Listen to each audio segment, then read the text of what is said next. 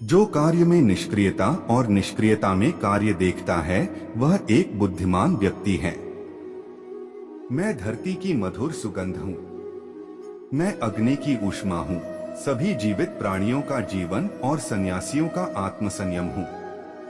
तुम उसके लिए शोक करते हो जो शोक करने के योग्य नहीं है, और फिर भी ज्ञान की बातें करते हो। बुद्धिमान व्यक्ति ना जीवित और ना ही मृत व्यक्ति के लिए शोक करते हैं। कभी ऐसा समय नहीं था जब मैं, तुम या ये राजा महाराजा अस्तित्व में नहीं थे। ना ही भविष्य में कभी ऐसा होगा कि हमारा अस्तित्व समाप्त हो जाए। कर्म मुझे बांधता नहीं, क्योंकि मुझे कर्म के प्रतिफल की कोई इच्छा नहीं। हे अर्जुन, हम दोनों ने कई जन्म लिए हैं। मुझे याद है, लेकिन तुम्हें नहीं। वह जो वास्तविकता में मेरे उत्कृष्ट जन्म और गतिविधियों को समझता है, वह शरीर त्यागने के बाद पुनः जन्म नहीं लेता और मेरे धाम को प्राप्त होता है। अपने परम भक्तों जो हमेशा मेरा स्मरण या एक चित्त मन से मेरा पूजन करते हैं, मैं व्यक्तिगत रूप से उनके कल्याण का उत्तरदायित्व लेता हूँ। कर्म योग वास्तव में एक परम रहस्य है। कर्म उसे नहीं बांधता जिसने काम का त्याग कर दिया है। बुद्धिमान व्यक्ति को समाज कल्याण के लिए बिना आसक्ति के काम करना चाहिए। जो व्यक्ति आध्यात्मिक जागरूकता के शिखर तक पहुंच चुके हैं, उनका मार्ग है निस्वार्थ कर्म। जो भगवान के साथ संयोजित हो चुके हैं, उनका मार्ग है स्थिरता और शांति।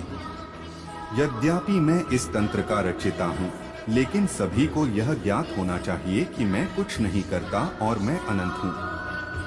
रुकिए, जो भी भक्त इस वीडियो को देख रहे हैं, वह इस चैनल को जरूर सब्सक्राइब कर लीजिए। हमारी कृपा आप पर बनी रहेगी और आपका मनोकामना जरूर पूर्ण होगा। खुद पर नियंत्रण है बेहद जरूरी। डर लगने में कोई बुराई नहीं है, लेकिन उस डर को कभी भी खुद पर हावी न होने दें। खुद पर काबू रखकर ही सफलता को पाना संभव है। व्यक्ति का मस्तिष्क तभी तक उसका मित्र है जब तक वह उसके नियंत्रण में है। जब आपका दिमाग आपके नियंत्रण से बाहर हो जाता है, तो वही उसका सबसे बड़ा शत्रु भी बन जाता है। इसीलिए जब तक आप सही है और जीवन में कोई गलती नहीं करते हैं, तो आप किसी से बिल्कुल भी न डरे। भगवान गीता के अनुसार किसी भी व्यक्ति को खुद से बेहतर कोई नहीं जान सकता। इसलिए स्वयं का आकलन करना बेहद जरूरी है। हम लोगों को हमेशा लगता है कि वो काम नहीं कर सकते हैं जो कोई दूसरा करता है। गीता के अनुसार जो भी व्यक्ति अपने गुणों और कमियों को जान लेता है, वह अपने व्यक्तित्व का निर्माण करके हर काम में सफलता प्राप्त कर सकता है। अपने मन पर नियंत्रण रखें। श्री कृष्ण कहते हैं कि कई बार हमारा मन ही हमारे दुखों का कारण बन जाता है। गीता के अनुसार जिस व्यक्ति ने अपने मन पर काबू पा लिया, उसे नियंत्रण करने की कला सीख लिया है, तो वह मन में पैदा होने वाली बेकार की चिंताओं और इच्छाओं से भी दूर रहता है। इसके साथ ही व्यक्ति को अपने लक्ष्य को भी आसानी से प्राप्त कर लेता है। अपने क्रोध पर काबू रखें। कहा जाता है, मनुष्य का पतन का मुख्य कारण क्रोध ही होता है। क्रोध में कोई भी व्यक्ति खुद पर नियंत्रण खो बैठता है और आवेश में आकर गलत कार्य भी कर देता है। कभी कभी गुस्से में व्यक्ति खुद का अहित कर बैठता है। इसलिए क्रोध को खुद पर हावी नहीं होने देना चाहिए। गीता में श्री कृष्ण ने बताया है कि यदि गुस्सा आए तो स्वयं को शांत रखने का प्रयास करें। फल की इच्छा छोड़ देना चाहिए। गीता में श्री कृष्ण के उपदेश के अनुसार मनुष्य को फल की इच्छा छोड़कर कर्म पर ध्यान देना चाहिए, क्योंकि मनुष्य जैसा कर्म करता है, उसे फल भी उसी के अनुरूप मिलता है। इसीलिए कर्मयोगी को कभी भी फल की चिंता नहीं करनी चाहिए। स्पष्ट नजरिया रखें। गीता के अनुसार व्यक्ति को संदेह या संशय का स्थिति में नहीं रहना चाहिए। जो लोग संशय का स्थिति में रहते हैं, उनका भला नहीं हो सकता है। जीवन में स्पष्ट नजरिया होना चाहिए। किसी भी मनुष्य का लक्ष्य एकदम सीधा होना चाहिए, यानी कहें तो वो अपने लक्ष्य से भटकना नहीं चाहिए। ज्योतिष संबंधित चुनिंदा सवालों के जवाब प्रकाशित किए जाएंगे। ज्योतिष शास्त्र में कई ऐसे उपाय बताए गए हैं जिन्हें करने से जीवन की हर परेशानी दूर की जा सकती है। ये उपाय करियर, नौकरी, व्यापार, पारिवारिक कलह सहित कई अन्य कार्यों में भी सफलता दिलाते हैं। नीचे दिए गए विभिन्न समस्याओं के निवारण के लिए आप एक बार ज्योतिषीय सलाह जरूर ले सकते हैं। यदि आपकी कोई ज्योतिषीय, आध्यात्मिक या गूढ़ जिज्ञासा हो तो अपनी जन्म तिथि, जन्म समय व जन्म स्थान के साथ कम शब्दों में अपना प्रश्न कठिन हालातों में भी ईश्वर पर अटूट भरोसा बनाकर रखें।